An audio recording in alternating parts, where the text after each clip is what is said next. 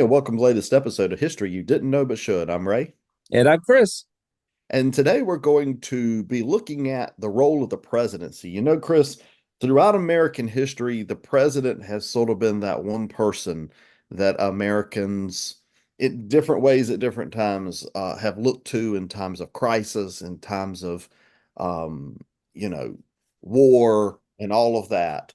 And this has changed the presidency quite a bit from what it originally was when George Washington was president to what it is today under Joe Biden. So the presidency has changed a lot. One could argue it's expanded a lot. It's expanded a lot, and it has expanded a lot even in the form of public participation or public information, because, of course, we're in an election year, and so people become more interested in the president and what the president does, and also what the president does not do. And I think that is a key distinction. Is we'll be looking today at the executive power that is found through the president as mandated through the Constitution. However, one of the things that people must understand is that the president does not make law. He does not even legislate law. His job is to enforce the law that is given by Congress, Congress being the legislature.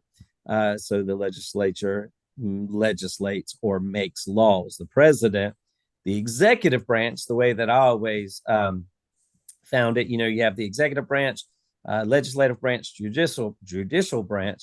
The judicial branch is the judge. The legislative branch legislates or makes the laws, and the executive branch, the president, basically enforces the law. So we have to look at what power the president has, and while there are a lot of powers, it doesn't mean that he creates the law. And I think a lot of this comes in today's election, talking about immigration, talking about the migrant crisis at the border. People think the president should just be able to do ABC and it should happen. The reality is that's not his job.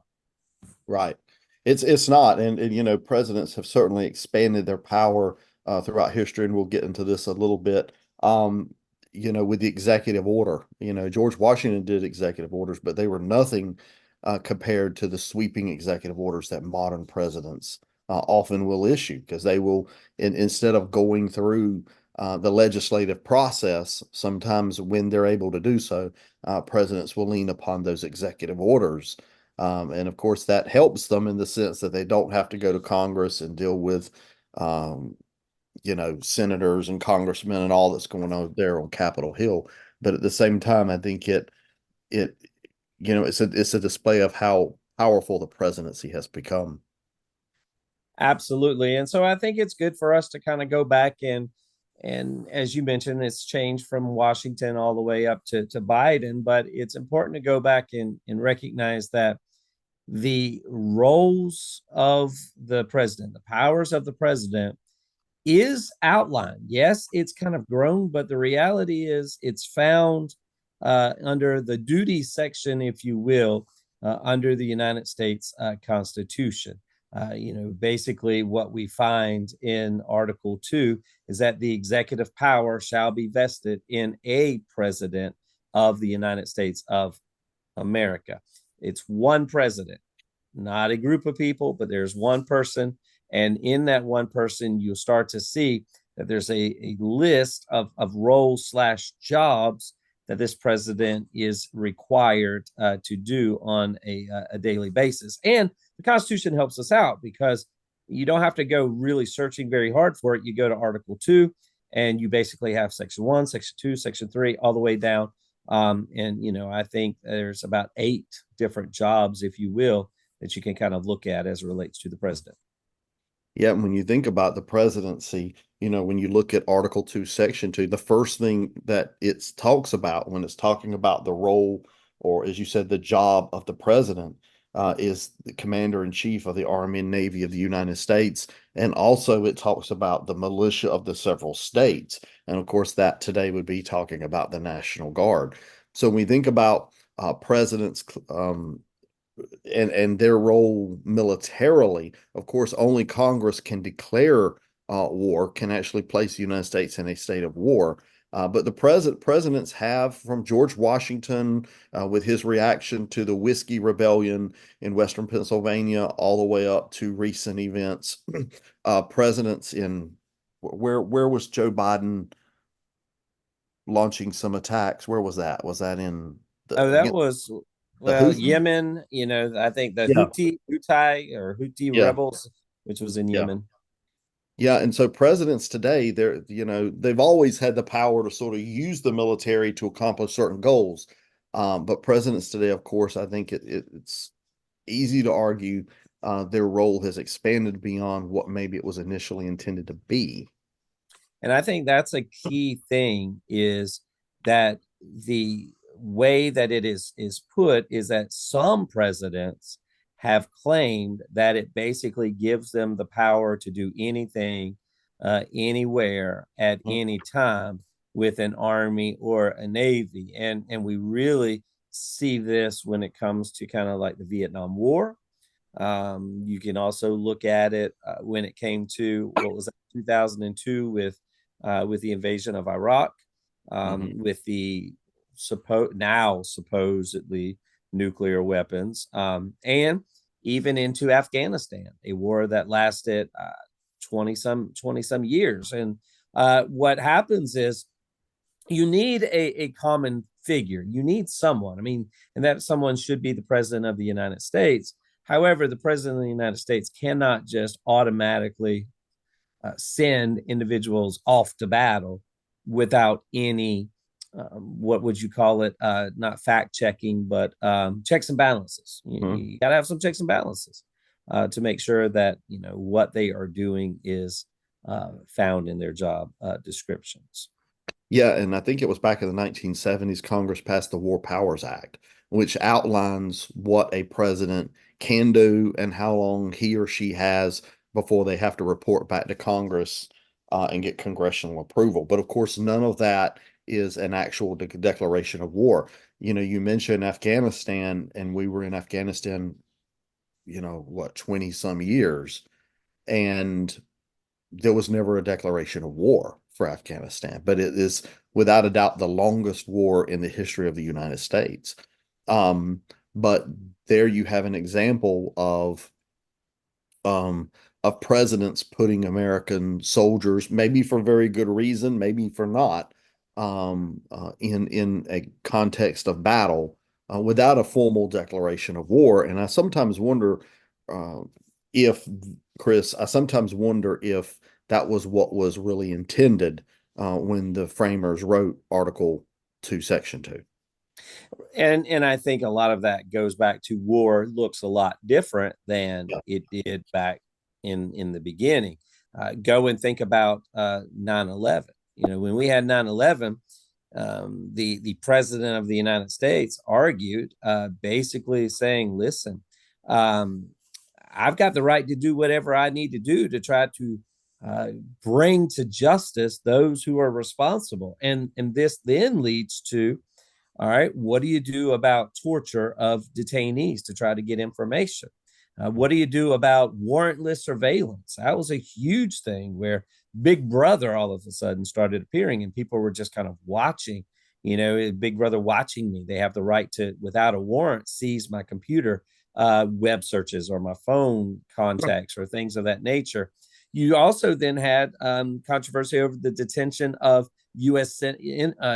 citizens who promoted radical beliefs, and to where they could be considered as enemy combatants. And so there was controversy. Can the president just authorize the military to do these things? This cruel and unusual punishment of waterboarding to try to get information out of terrorists this time. And so there was a lot of controversy with this, which basically said, the president does have powers, but those powers are often limited, without specific approval from Congress.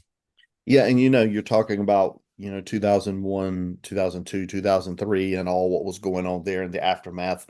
of 9/11. But of course, we have to remember none of that happened within a historical vacuum.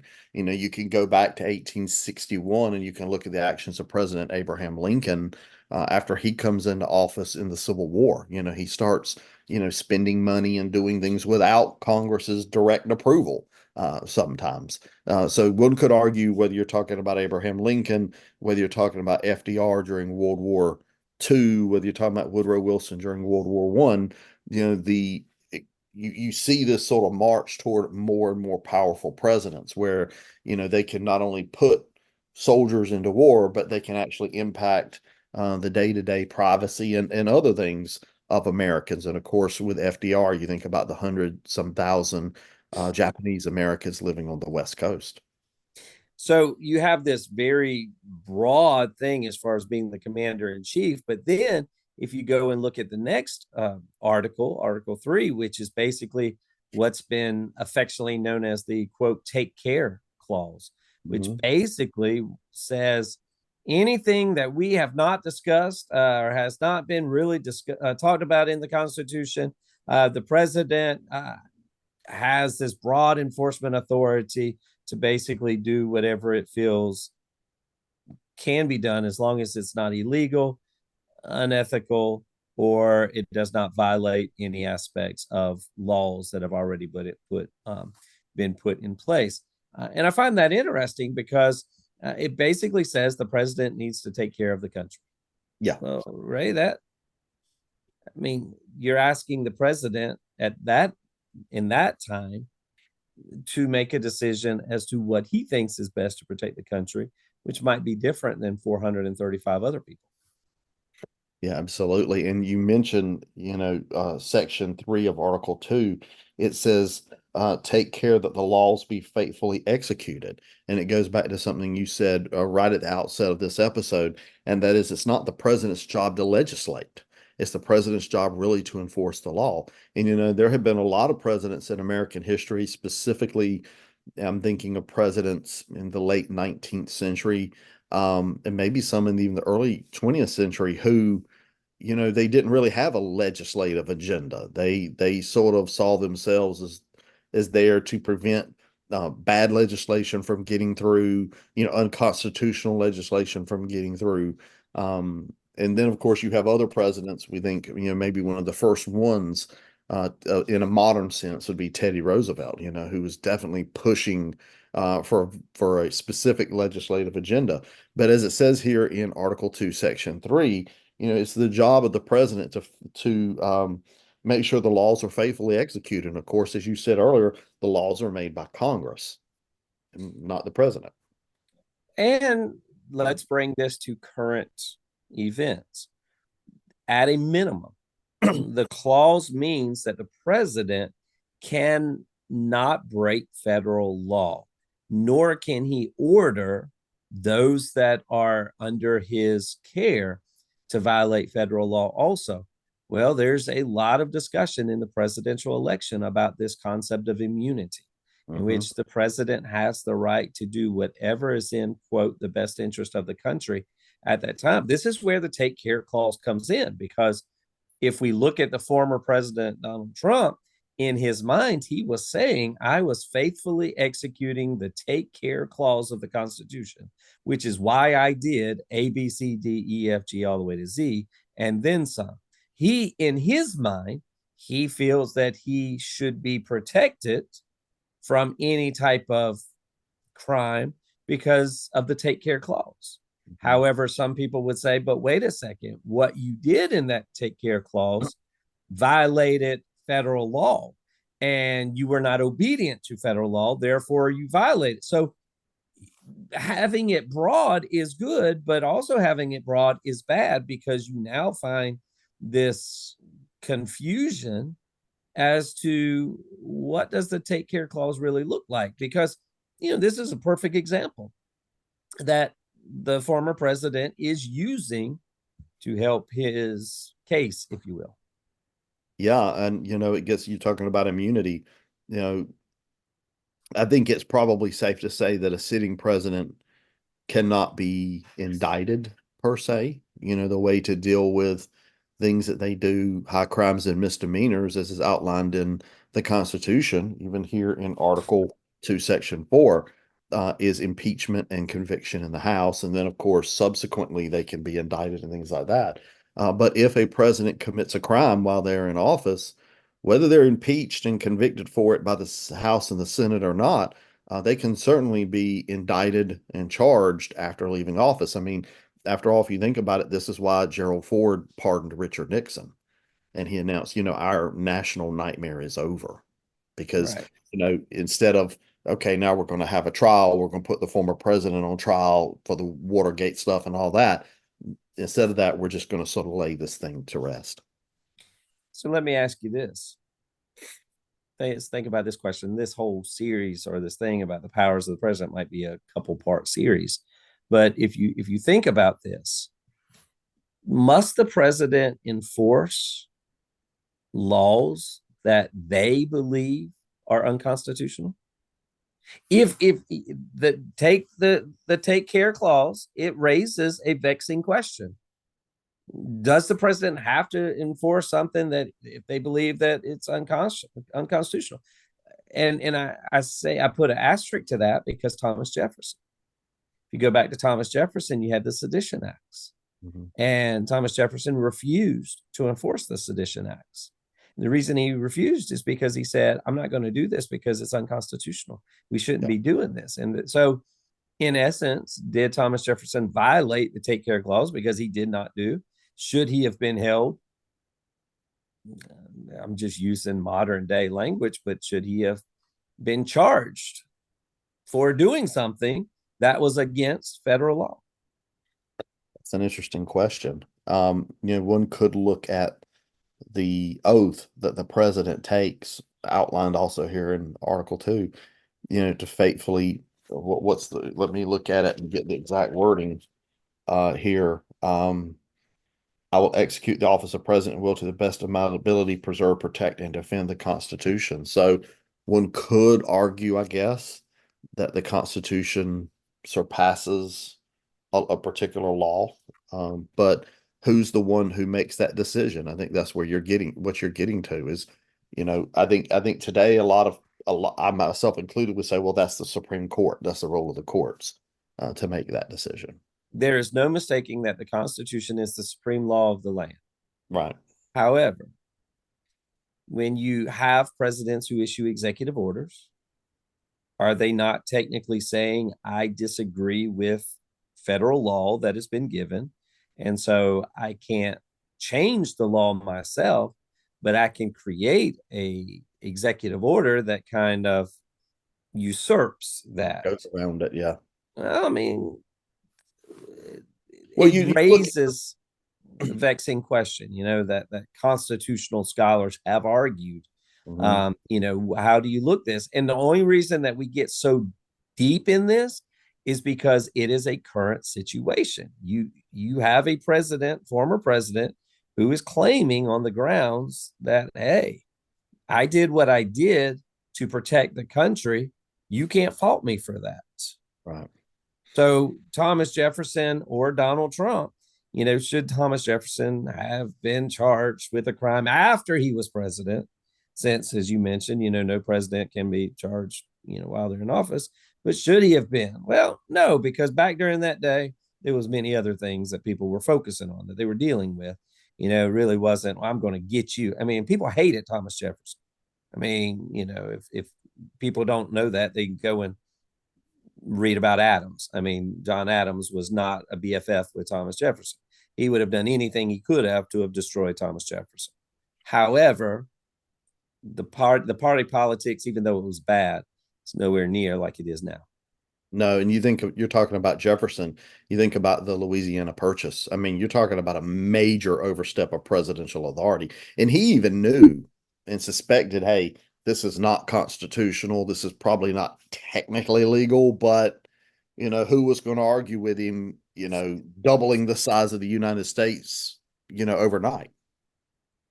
And one final thing on this take care clause is there is also, if you look at it, um, can Congress take away certain powers of the president? Can Congress come in and say, I mean, the president's kind of unfit to do A, B, or C, so we're going to take over that. That's now going to be Congress's job, and they do that because they create laws or they create other things that might not allow presidential supervision or even presidential oversight. Yeah. Congress, one could argue, over the past many years has sort of given a lot of extra constitutional powers, that is, powers not found in the Constitution, to the president. Sometimes even to special counsels and independent investigators. Instead of Congress doing the job, they're handing it off to somebody else. So, are there times when Congress has to sort of step in and take something they've given to the president back? Or even, we talk about the 25th Amendment to the Constitution, where a president is deemed to be unfit for office.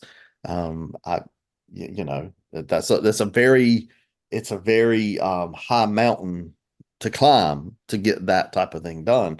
But there is in the Constitution a series of steps that can be taken to determine a president to be unfit.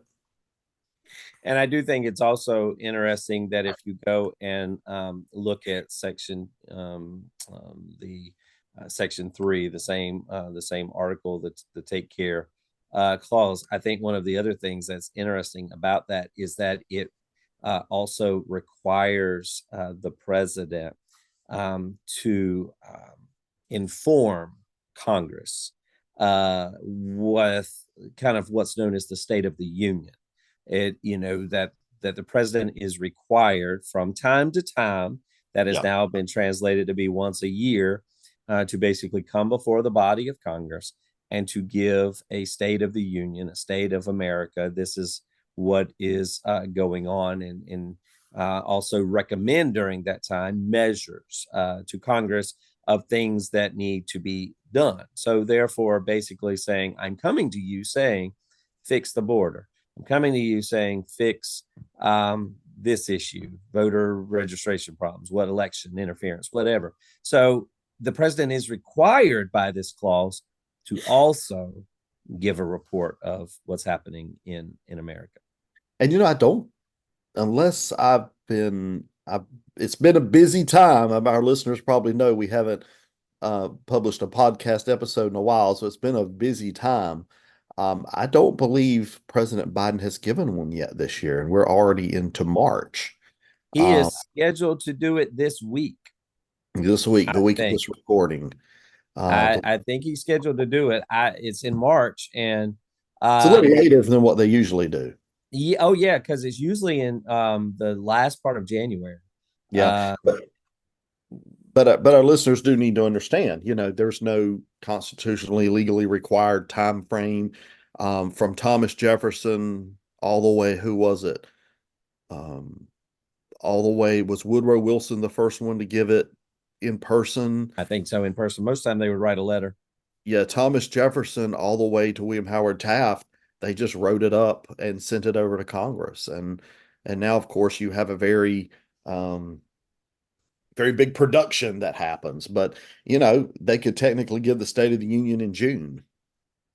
He usually it's given in House, the House chambers with joint session of Congress, but it could technically be given anywhere. So it's an interesting thing. And now it's seen as a political tool. It's Yeah. it's it's free advertisement. It's an opportunity to promote what you have done, promote what you are doing. So the sitting president has a microphone that is at his disposal at all times, and especially on this grand stage, it is showmanship. It is design. I mean, you're going to get in front of all of America and be able to share what you have done over the last year. But it is important to understand that that is part of the duties or part of the powers, not really talked about a lot, but that's in the same clause or in the same section as the take care clause. So, just looking at those two aspects, there's a lot there to give us things to think about and to ponder, and to kind of ask the question, wow, all right, I just thought that the whole deal that's going on with the former president, that's just because it's him and he's just kind of da da da da da. But the reality is, presidents have to make decisions in which they say, am I willing to be investigated, Mhm. possibly prosecuted, for making this decision that I'm about to make? It's always at the front of their mind, especially now. We'll talk about this in another episode about impeachment, but it's always in the back of their mind that somebody's not going to like this decision and will try to rake me over the coals for it. It was Lyndon Baines Johnson, Chris, Lyndon Baines Johnson, LBJ, who said, and this is typical LBJ, being president is like being a jackass in a hailstorm. You just have to stand there and take it. So true. I mean, when President Biden stands up this week in the House and all of Congress, both the House and Senate jointly assembled, he's not going to face one side of that room is not going to be friendly at all. And they're going to boo and they're going to yell and so it's going to be a very interesting thing. Get the popcorn and the soda pop. That's right. And I mean, well, especially with it being a political, season, it's a presidential election season. So you absolutely know that, um, depending on how you watch it or depending on what you read about it, it will be either the greatest speech ever given or the worst speech ever given. Yeah. Just depends how you look at it. But I think Depends we've on done who's a good spinning it. job. Yeah, yeah, that's true. I think we've done a good job kind of starting to break down, these, presidential powers, and I really can't wait to maybe talk in the next episode about vetoes, and you can look at the ability to declare war, and also the impeachment process, because if there's one word that people have learned in politics over the last few years, it's the word impeachment. Yep. I mean, impeachment is like throwing out candy. Yep. And impeachment is one of those things. A lot of presidents have been threatened with it, but only three have actually faced it. So well, three and a half, I guess you could say. Richard Nixon faced it, though he resigned before it could be carried out. Well, Chris, I think this has been a great episode. And like you said, a start of a series of episodes on the presidency and looking, I guess, getting a little away from history here, getting more into the realm of civics and political science, but I think it's relevant and important in our day and time. To our listeners, we hope you've enjoyed this episode. Please remember to like and share. So until next time, I'm Ray. I'm Chris. Talk to you later.